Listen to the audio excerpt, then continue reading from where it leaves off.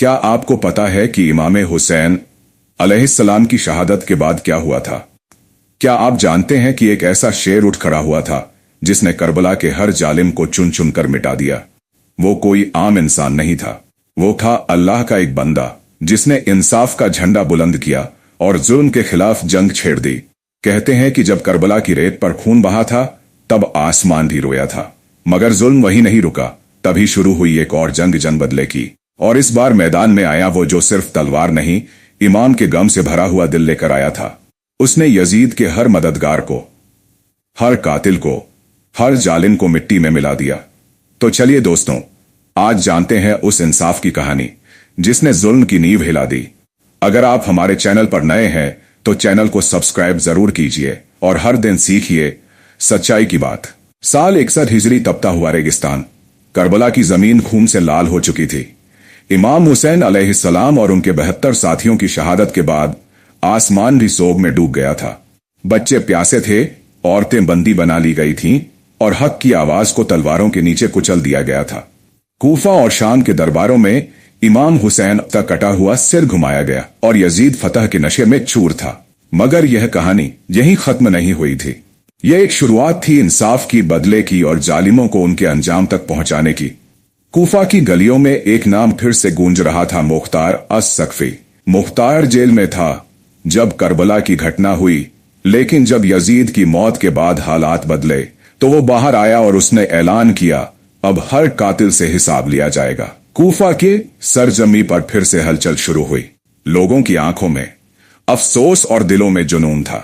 बुजुर्ग कह रहे थे, हमने इमाम को बुलाया लेकिन साथ नहीं दिया। बुलंद किया या लिसार तल हुसैन, यानी हुसैन के खून का बदला। मुख्तार ने एक एक कर उन लोगों को निशाना बनाना शुरू किया जो करबला के जुल्म में शामिल थे। पहला नाम था खौली बिन यजीद, वही जिसने इमाम हुसैन का कटा हुआ सिर कूफा लाकर उबैदुल्लाह को सौंपा था। मुख्तार के सिपाही रात के अंधेरे में उसके घर पहुंचे। खौली ने खुद को घर की औरतों में छिपा लिया, लेकिन इंसाफ की आंखें सब देख रही थीं। उसे बाहर घसीटा गया और वहीं मौत की सजा मिली। इसके बाद नाम आया शिमर बिन जिलजौशन, वही शख्स जिसने इमाम के सीने पर बैठकर उनकी गर्दन काटी थी। शिमर अब भी खुद को ताकतवर समझता था। उसके पास अपनी छोटी सी फौज थी, लेकिन मुख्तार की आग के सामने उसका घमंड भी राख हो गया। मुख्तार के सिपाहियों ने उसे चारों तरफ से घेरा और जब उसे लाया गया तो लोगों ने उस पर थूक फेंका। शिमर रोया, गिड़गिड़ाया, लेकिन मुख्तार ने सिर्फ एक बात कही, जिसने हुसैन के जिस्म पर रहम नहीं किया, वो अब रहम की उम्मीद न रखे। और फिर उसी जगह उसका काम तमाम कर दिया गया। फिर आया हरमला बिन काहिल का नंबर। हरमला बिन काहिल का नंबर मासूम अली असगर पर तीर चलाया था। जब उसे पकड़ा गया तो उसने कहा, मैंने तो बस एक तीर चलाया था। मुख्तार ने उसे देखा और कहा, तेरे उसी तीर ने एक जन्नती फूल को शहीद कर दिया। अब वही तीर तुझे तेरे अंजाम तक पहुंचाएगा। हरमला को सजा मिली और लोगों ने उस वक्त तक सुकून की सांस नहीं ली जब तक उसका खात्मा नहीं हो गया। अब सबसे बड़ा नाम बचा था, उबैदुल्लाह इब्न जियाद, करबला की पूरी साजिश का सरगना। वो अब मुसिल भाग चुका था।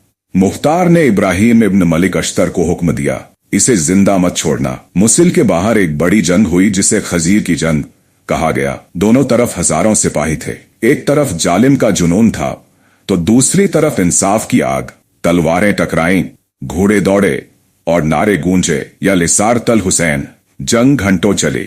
इब्राहिम अश्तर ने उबैदुल्लाह को ललकारा, आज हिसाब का दिन है। दोनों में आमना सामना हुआ और आखिरकार इब्राहिम ने उसकी गर्दन उड़ा दी। उबैदुल्लाह का सिर उसी कूफा लाया गया जहां हुसैन का सिर लाया गया था।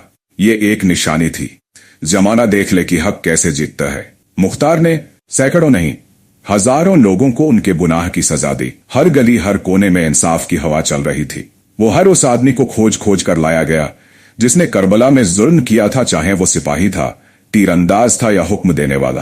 कुछ ने सरेंडर किया, कुछ ने माफी मांगी, लेकिन मुख्तार का उसूल साफ था, जिसने हुसैन पर जुल्म किया वो सजा पाएगा। कूफा अब मातम की नहीं, इंसाफ की जमीन बन चुकी थी। लोगों ने सिर झुका दिए थे और हर जुबान पर एक ही नाम था, मुख्तार। औरतें अपने घरों की छतों से नारे लगा रही थीं, हमने हुसैन का बदला देख लिया। बच्चे अब मुख्तार को कहानी में नहीं, हीरो के रूप में देख रहे थे। लेकिन यह सब आसान नहीं था। मुख्तार को भी चुनौतियां झेलनी पड़ी। उसके खिलाफ साजिशें हुई, उसके अपने लोग उससे अलग हुए, लेकिन वो रुका नहीं। उसकी आंखों में बस एक मंजर था, करबला की रेत पर गिरा हुआ इमाम का शव, और उसकी तलवार उसी मंजर का जवाब थी।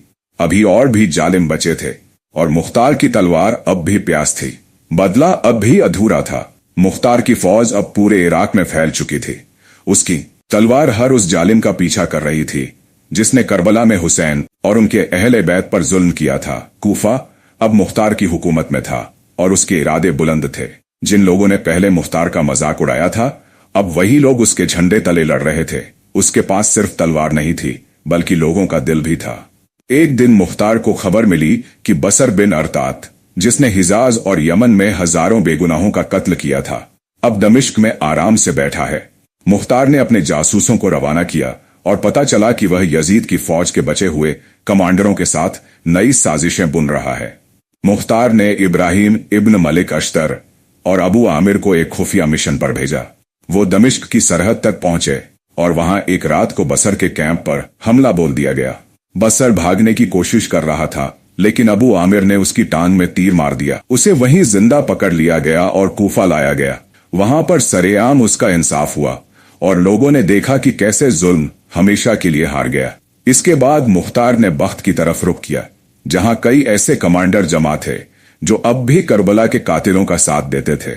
ये एक बड़ा युद्ध था, सैकड़ों घोड़े, हजारों सैनिक, और एक किला जिसे फतह करना आसान नहीं था। लेकिन मुख्तार ने इस बार खुद मैदान में उतरने का फैसला किया।